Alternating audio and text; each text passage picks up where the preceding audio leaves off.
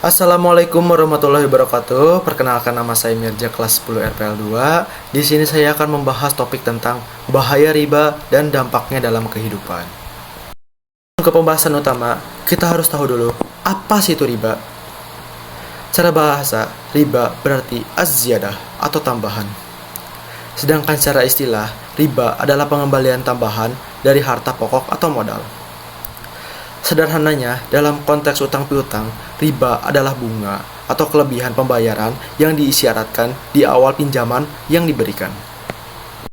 Riba terbagi menjadi dua kategori. Yang pertama, riba ad-duyun, dan yang kedua, riba al-buyu. Riba ad-duyun atau hutang piutang terbagi menjadi dua jenis. Yang pertama, riba gordoh atau tambahan dalam pinjaman uang. Contoh, pinjam 1 juta, kembalinya 1,5 juta. Yang kedua, riba jahiliyah atau tambahan karena telat bayar hutang. Contoh, sekarang kamu hutang 1 juta, kalau kamu sampai telat bayar nanti, hutangmu menjadi 10 juta. Kategori kedua adalah riba al-buyu atau jual beli, terbagi menjadi dua jenis. Yang pertama, riba fadl atau pertukaran barang sejenis tapi tidak sama kadar atau ukurannya.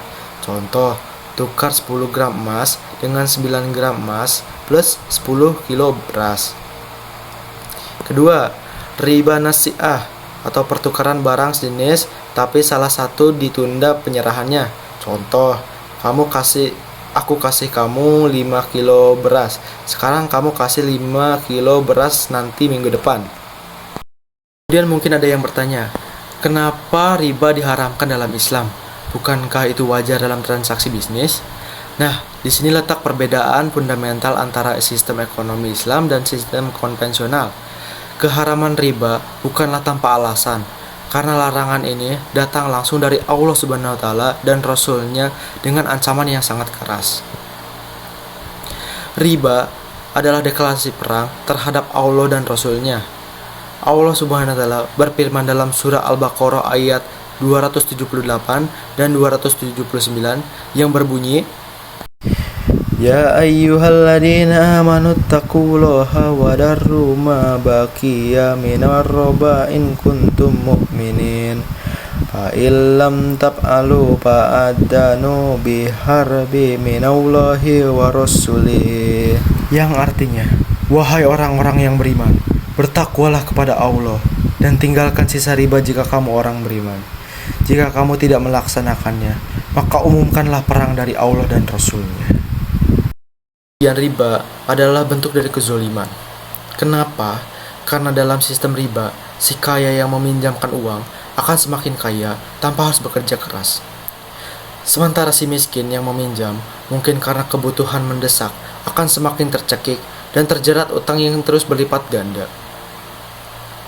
Riba juga mematikan rasa empati dan tolong-menolong seseorang karena ia mengubah pinjaman yang harusnya menjadi akad ta'awun atau tolong-menolong malah menjadi mempersulit yang meminjam. Lalu apa solusi untuk menjauhi riba? Islam tidak hanya melarang, tapi juga memberikan solusi. Jika kita butuh pinjaman, carilah pinjaman tanpa kebijakan bunga atau menabung di lembaga keuangan bank syariah yang terbukti menghindari praktik riba. Bisa disimpulkan, riba adalah dosa besar yang merusak secara hubungan sosial, keberkahan harta, dan merusak ketenangan. Oleh karena itu, marilah kita bersama-sama introspeksi diri. Mari kita bersihkan harta dan penghasilan kita dari segala sesuatu berbentuk riba, sekecil apapun itu. Dan jangan gadaikan kebahagiaan akhirat kita demi keuntungan duniawi yang sesaat. Mungkin itu saja yang bisa saya sampaikan. Mohon maaf atas segala kehilapan dan kekurangan dalam penyampaian yang saya berikan. Wassalamualaikum warahmatullahi wabarakatuh. Sebelum saya tutup, saya akan memberikan sedikit cuplikan video proses dan dampak dari transaksi riba gordoh. Dah.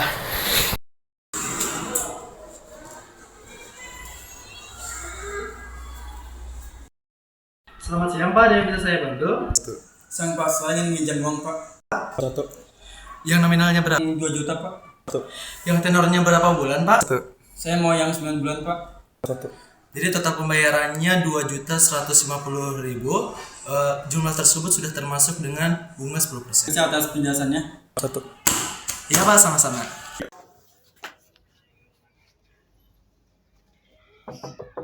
Assalamualaikum Mbak.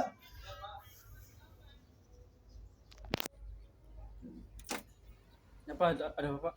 Saya di sini ingin menagih asuran Bapak yang telah 1 hari. Jadi apakah uangnya udah ada Pak? Apa saya masih belum ada Pak? Saya minta waktu seminggu lagi Pak. Ya udah deh, seminggu lagi Pak ya Pak. Nanti saya kembali lagi ya Pak. Assalamualaikum Mbak. Ya Pak, ada apa Pak? Jadi di sini saya ingin menagih asuran yang minggu kemarin yang belum Pak. Jadi gimana, udah ada uangnya? Apa saya masih belum punya Pak? Saya minta waktu seminggu lagi. Ya udah deh, gue kasih lagi 1 minggu ya. Kalau lu belum bayar, gue pukul. Ya Pak. Segit bayar hutang, Segit, woi Segit bayar hutang. Mana itu Pak?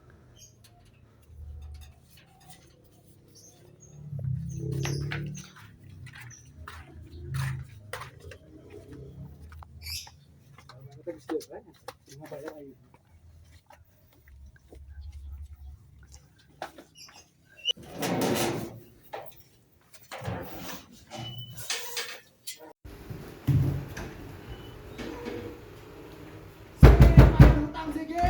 Sigit, woi bayar hutang.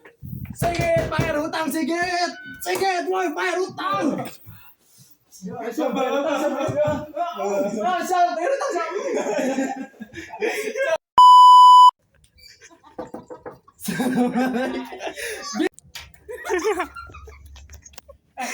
Assalamualaikum Pak.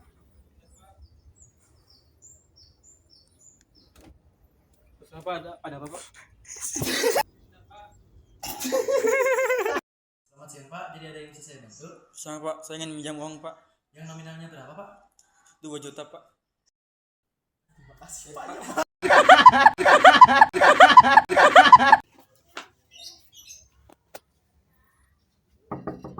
Assalamualaikum Pak.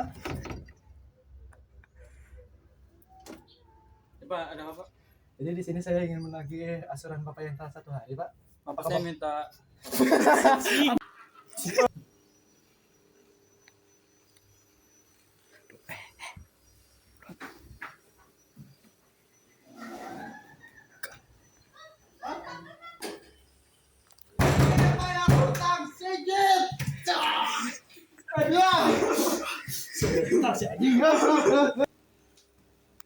Selamat siang Pak.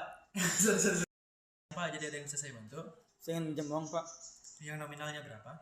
9 bulan. Assalamualaikum Mbak. Ya Pak, ada apa Pak? Saya di sini ingin menagih asuran Bapak yang telat 1 hari Pak. Maaf Pak, saya minta waktu lebihnya Pak, seminggu aja. Ya udah deh.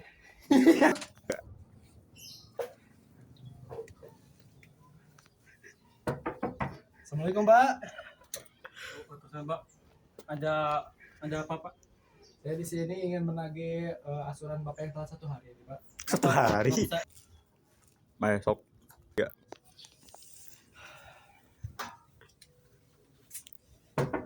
Assalamualaikum Pak. Pak, ada apa Pak? Saya di sini ingin membayar asuran yang kemarin itu Pak, yang belum lunas Pak. Jadi gimana, bisakah ada uangnya kah? Apa saya lagi susah Pak, minta waktu seminggunya lagi Pak. Ya udah deh. Ini terakhir ya. Kalau Bapak telat gue pukul Pak. Ya. Bang, lu dengar gak Bang? Dah. Dah. Dah.